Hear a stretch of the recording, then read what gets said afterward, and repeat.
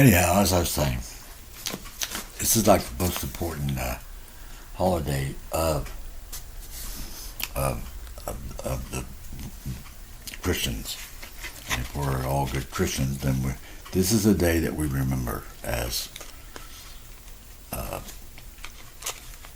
Jesus was resurrected. He came back. Came back to life, and with that, we were reconciled to God through Jesus's sacrifice. And Jesus said about love he said, there is no greater love than that a man should lay down his life for his friends. And he certainly did that, didn't he? He proved that he loved everyone. And I know that I myself couldn't have done that. I know that none of us could have done that, and we were all guilty of the sins and things that he paid for. But he did pay for them, so that we could be reconciled to God, and we would, someday go live forever with God, and so we do the best we can to try to live a better life.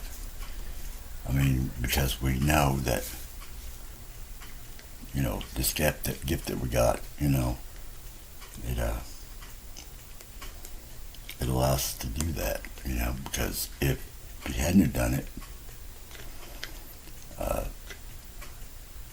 I doubt very many of us would see that life, the life after death. It's appointed for all men to die at least once, but but after that, if we accept that gift that God gave us through the sacrifice of His Son, then it's just pretty important, isn't it? And so, probably we should remember that every day, but this is a particular day that I always do remember it.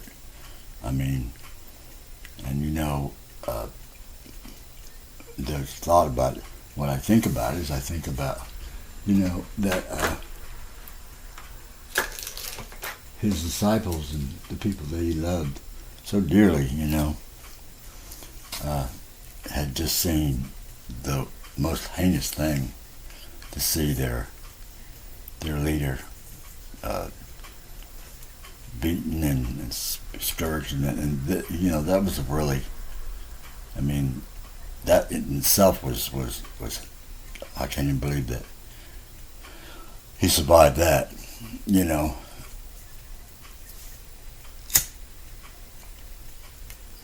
and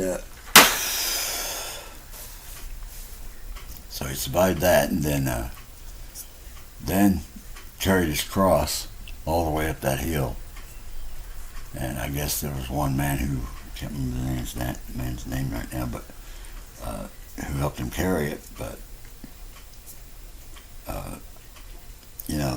people that were followers of him, had to see that, and they like, I would have been so mad, so angry that this innocent man was going to the cross to be, killed like this, because I don't know if you've ever seen Passion of the Christ, but when I saw that, I was like, I just got plumb mad, and it, sometimes it troubles me to think that there's a law, that the wages of sin is death, and sometimes it doesn't seem like it's some of the things we do aren't worthy of death. But that's the way it was. That's the way it is. I myself have done things. I've taken drugs and stuff like that. And that would have let, so I'd be worthy of death, And I mean, everyone's sinned. Nobody hasn't sinned, except for Jesus hadn't sinned, and he was the lamb, the unblemished lamb that could stand in the way of our punishment. I wanted to read this, because it's like, because I think what would it have been like, and I mean, they don't talk about this much, but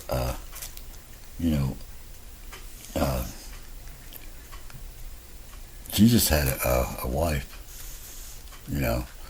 and it was Mary Magdalene, and so that starts out there in the book of John, chapter 20, 1 through 18. So it says this about it. The first day of the week cometh, and Mary Magdalene early, when it was yet still dark, went unto the sepulchre, and seeth the stone taken away from the sepulchre. That's the place where he was interned in his death. The angels had come and slid the rock off of it there, and so she sees this, and then she ran and cometh to Simon Peter, and to the other disciples whom Jesus loved, and saith unto them, They have taken away the Lord, and taken the Lord out of the sepulchre, and we know not where they have laid him. Peter therefore went forth, and that other disciple, and came to the sepulchre. So they ran both together, and the other disciple did outrun Peter, and came first to the sepulchre. And he, stopping and stooping down, looking in, saw the linen clothes lying, yet went he not in.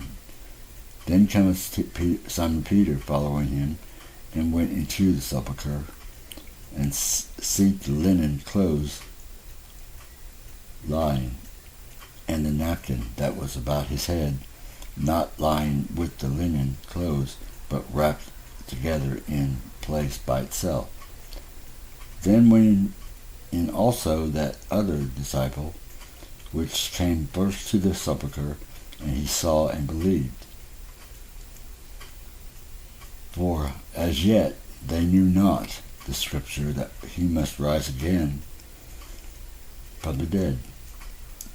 When the disciples went away again unto their own home, but Mary stood without at the sepulchre, weeping, and as she wept, she stooped down and looked into the sepulchre, and see two angels in white sitting, the one at the head, and the other at the feet, where the body of Jesus had lain. And they saith unto her, Woman, why weepest thou? She saith unto them, Because they have taken away my Lord, and I know not where they have laid him. And when she had thus said, she turned herself back, and saw Jesus standing, and knew not that it was Jesus. Jesus saith unto her, Woman, why weepest thou? Whom seekest thou? And she, supposing him to be the gardener, saith unto him, Sir, if thou hast borne him hence, tell me where thou hast laid him, and I will take him away. Jesus saith unto her, Mary. She turned herself and saith unto him, Rabboni, which is to say, Master. Jesus said to her, Touch me not, for I am not yet ascended to my Father. But go to the brethren, and say unto them, I ascend unto my Father, and your Father, and to my God, and your God. Mary Magdalene came and told the disciples that she had seen the Lord and that he had spoken these things to her. Then the same day, at evening, being the first day of the week, when the doors were shut where the disciples were assembled for fear of the Jews, came Jesus and stood in the midst, and saith unto them, Peace be unto you. And we'll stop there.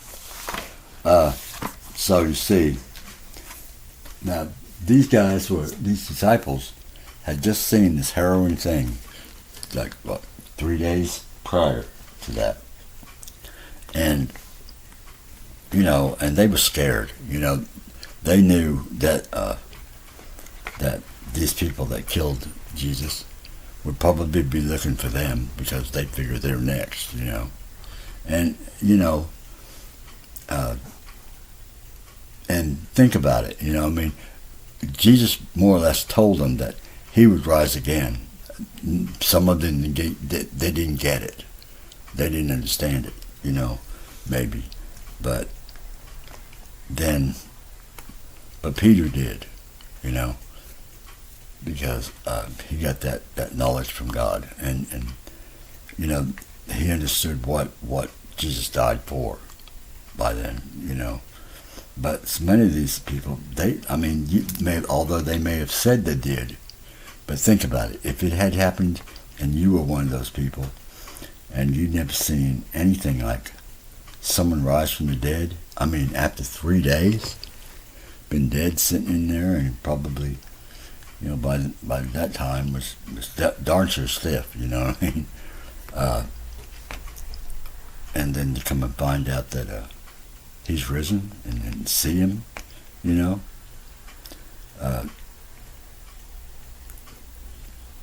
I bet you at first you probably wouldn't believe it, even doubting Thomas had to see the holes in Jesus' hands before he believed it, But now that they've seen this, I bet they were very happy. There had to be joy in that room to see their leader and their person that they love so much. You know what I mean? Whereas Good Friday turns out to be not a good day. To them. Easter is a time of, wow, he wasn't lying to us. He's really alive, And this doesn't say that much about the time that he was here on earth, but he actually was alive for like 40 days, and before he went up to heaven to be with his Father. He actually went, I think, to Asia Minor somewhere to a monastery there or something. And that's where he stayed and awaited his time and, preached to the people there. But, I can imagine, there've been people I haven't seen for a long time, and even, they weren't even dead, but I hadn't seen them for a long time, and I was very happy to see them, so they had to have been very happy about that, but it also meant that, guess what, now they will have to go out there and tell the people about this, and I'm sure it did. They did. They said he's risen.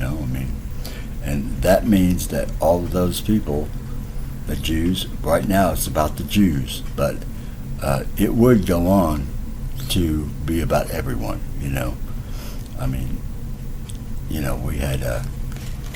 We had people like who was it? Paul, who was Saul at the time, and he was out persecuting Christians, because now this is a new thing. The Christians, the sons of light, is what they called themselves, and he's out persecuting them, and killing Christians. Because why? I don't know why particularly, but mean, it really wasn't hurting them, but and of course, then you had a lot of Jewish people that just did not believe it and didn't want to believe it because they didn't believe that Jesus was the Christ, but he was, and I think that's kind of in this day and age that's kind of reached a different level of but a lot of them now do know that Jesus was their Savior, who paid for the sins of the world. And I know that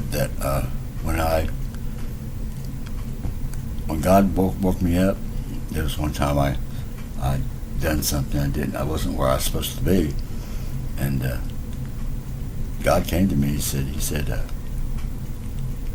and I felt guilty about I wasn't being where I was supposed to be, and because I'd gotten all high and stuff, Anyway, so, but God came to me. He said, what's going on with you, bud? And I said, well, God, I didn't want to see you. I didn't want you to see me high and all messed up, He said, well, okay, it's a sin, right? But that guilt that you're carrying, that's got to go. We can't have that. We need to, He said, do you understand that my son died and paid for that sin? You need to understand that. And, I mean, you can't hold on to the guilt. You need to realize it. Accept the fact that sin is paid for. Do better, and try to repent from that, and but put that guilt away. I need you to do what I need you to do, and you can't do that if you feel not guilty. It won't work. So you need to let that go and accept the gift that I gave you. How many times do you think I've forgiven you? I said, I can't imagine. That's right, a lot. And as long as you're doing what you're supposed to do, and you're not out there being menacing to the world, and you're keeping your heart pure, you're probably going to be forgiven again, So why don't you just see it like that? Okay, I mean, you didn't even ask for it. I just forgave you. So that's something that we should realize that really Jesus did. He reconciled us to God, and God loves us, and that was not only a harrowing old deal for his son, but it had to be a harrowing deal for him too. I mean, I have a son, and I only have one son, and I can't imagine him going through something like that and me losing him, because he's really the only real blood I've got, So, I mean, I can imagine that it broke God's heart too, because you see that what happened at the day that they nailed him to the cross, and after he died, there was like a big earthquake, and stuff that was tore the curtains of the holy place where only the high priest could go, tore that right in half, and opened up that room to anybody, because Jesus had in fact taken that temple and rebuilt it in 3 days, and that temple resides in us, in our bodies, and we hold God inside of us. I mean, I know I do, and we always have an intercessor, even when we're screwing up. I mean, there's an intercessor, and that is Jesus, who will go to God and speak on our behalf, and so That way, that the day we go, we're called home. Listen, we should be okay because we accepted that gift of making Jesus our Savior. So if you haven't done that, be sure to use this day and accept that gift from God. And that's the greatest gift, because when you do pass away, you're not going to die. I mean, I know that for a fact because I talk to my ancestors all the time. My grandmother and grandfather, they're very proud of me, because I'm doing this thing with God and, breaking the generational curses of my lineage and, and I mean, it's a big deal to them, and it's a big deal to your ancestors too, because you will see them when you get to the other side. I mean, we don't die.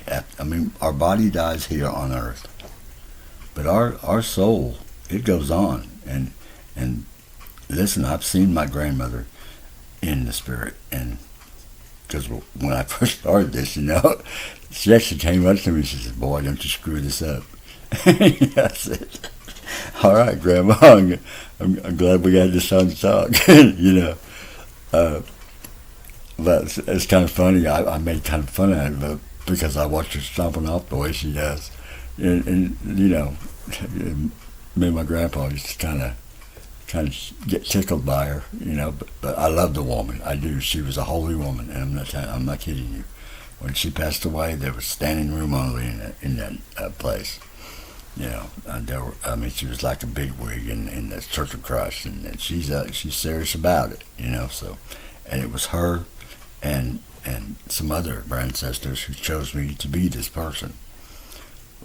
I didn't think they really knew me that well, but I guess you see a lot more when you pass away. I think that a lot of truth comes to light that you probably can't see here.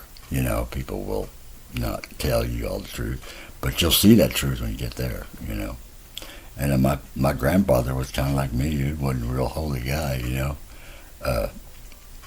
but because she was so holy, the wife sanctified the husband, and he's still with her today, and I'm not kidding about that. So you people that get married and stay together, and and make, because that's a covenant between you and the husband, wife, whichever one you have. That's a covenant between you and y'all and God. And it's really more important than the thing they give it, the intention that they give it these days. It really is a sacred union. Okay, so when you get married, see it as that, and don't do the things that some husbands and wives do. Don't fuss and fight all the time, and of course, sometimes it's hard, but certainly don't ever cheat on them and stuff, It's pretty important, that you keep that union clean. You know what I mean? So I just wanted to say things I think about, the American people with the little kids, they'll go out and they'll have their Easter egg hunts and all that, and wear new clothes and all that stuff, because that's the day that everything becomes new, and everything's new with us and God, and so see it like that, and right now America's kind of at a crossroads, and use this day to think about that and reflect, and and I would pray for our lawmakers and our senators and whatnot who are, have been doing not right because they've been backing up somebody who's breaking the law. And I would hope that they would start seeing that they are leaders of our country, and that they start doing the right thing and get us back on course for the kind of people that we want to be. We don't want to be people going around stealing oil and stuff like that, and picking fights with other countries. That's not who we are. We are actually, if you grew up when I grew up, we were actually a very good country and very good people. And I'd like to make sure that if we're gonna be anything, let's be the people that we ought to be, and let our government represent us as the good people that we are. I mean, we're not great, listen, none of us are perfect, but we were a pretty good country, and we looked out for you. Hell, we even helped if we had a war. We'd come back and helped build them and stuff, and made sure that others had food to eat and whatnot, things like Peace Corps and stuff would help people, and that's kind of who we were, and I don't see a whole lot of that going on these days, but it's because, look at the gas prices in some of California, $7.50 a gallon. Man, it's crazy. This guy's talking about how good he's doing, but really and truly, he's not doing that good. And I don't want to say I told you so, but the people that voted for him, yeah, I told you so. Anyway, I'm not just saying about Trump. The hell with Trump, he doesn't really deserve my time. I really don't think he does. But the people that are out there raising the kids and being good people, going to work and doing whatever it is that you do, and all of you who are God's children, take a minute today and remind yourself about this day. This day is really a kind of a joyous day, really. Because listen, he was raised, and that meant if he was raised, he was going to raise us, and that's something to be proud of. I'd say that whenever you do that, most of us start thinking we ought to try to live as best lives as we can. We're not perfect, but we are. We're striving to be in that Christ consciousness. You know what I mean? And we can be that. Even if we're not perfect, we can still be that. We can still do what God would have us do. And I do believe that, and this is something I really do believe, if we do that and we live the kind of life that God would have us live, I think that these times that you see in the Bible, that about the tribulations, I think they can be foregone. It does. I know that God has rewritten this story, in the book of Revelations, and so hopefully we get ourselves out of this war and stuff, man. We may be able to pull that one out, because I think we really are at a crossroads, and it's going to say, what happens to us now? Well, I know for a fact that we have other beings out there, really, and this is going to sound crazy, but it's not. It's true. Kind of like that 3-eye atlas, like that. Well, that's some kind of a communication from way the heck out there, and if you talk to some of the scientists, they'll tell you, there's something to that. It is not a comet.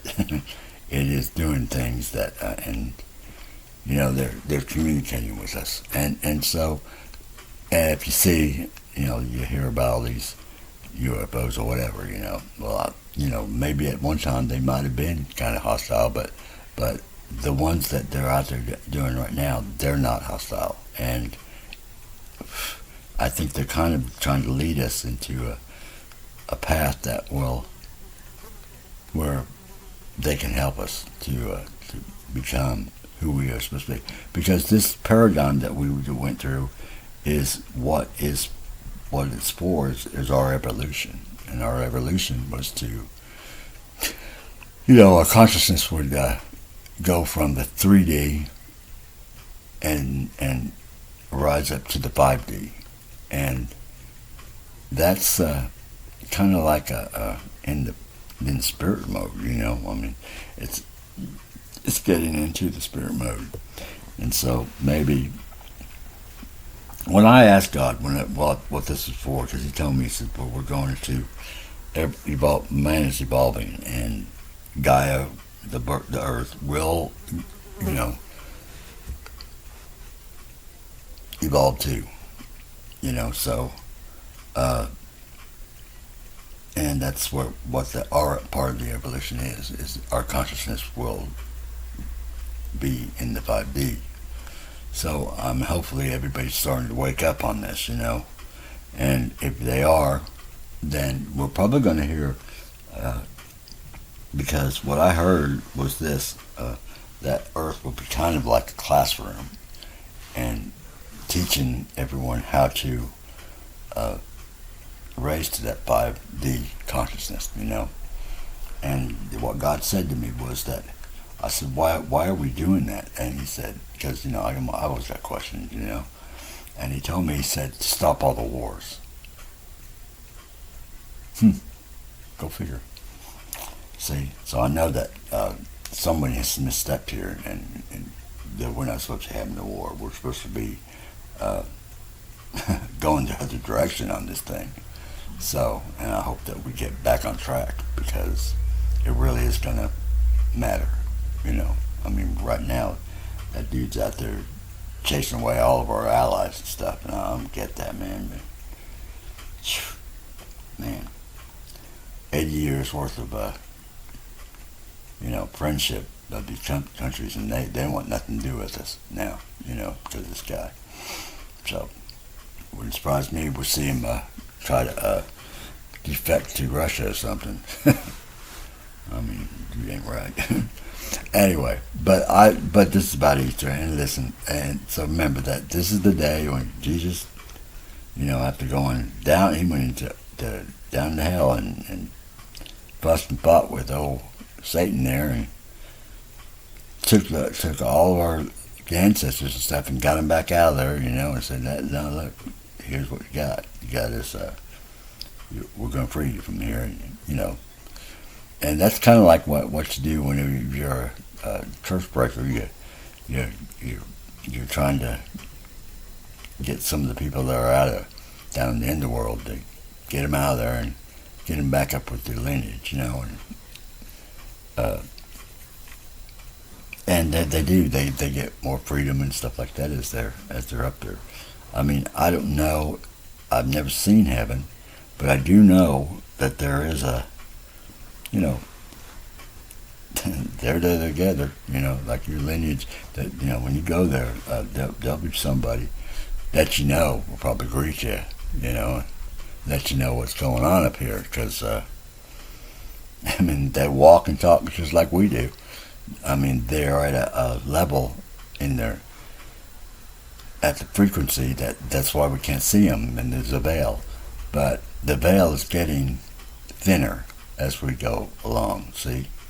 And a lot of people who channel and stuff, and I've met a lot of people who can channel and stuff like that, and they'll come and tell me, listen, I have a message from your grandmother, and they'll come through with that, or my mother or father, and I've listened to them, I heard them, and they tell me what they think about what's going on out there, and with maybe with brothers and sisters, and stuff like that.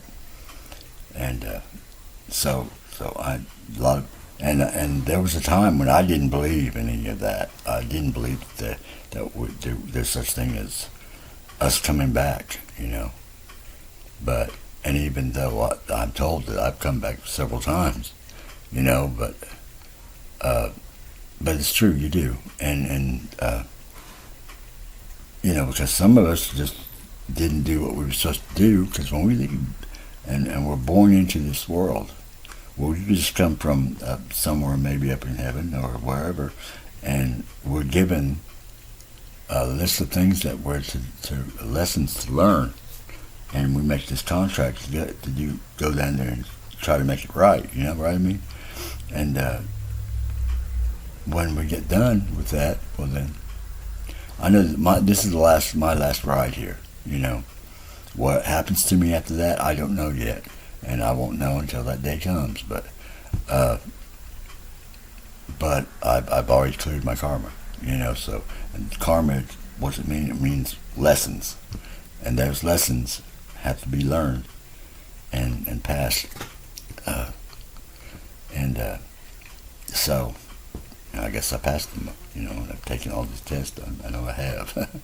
It ain't been no easy task. But listen, you can do it. If I can do it, I mean, anyone can do it. They can pass those tests, and I'm taking tests that are even you won't have to do. But I pass them. I do, and I ain't bragging, because I'm pretty humble about those things. But a lot of times you go take those tests and you don't even know it, and then they'll come back and tell you, you passed that test, man. Really, what test? You know what I mean? So, but karma's cleared. So, and I wouldn't get to take that test or anything had Jesus not done what he did and been raised from the dead. Think about that.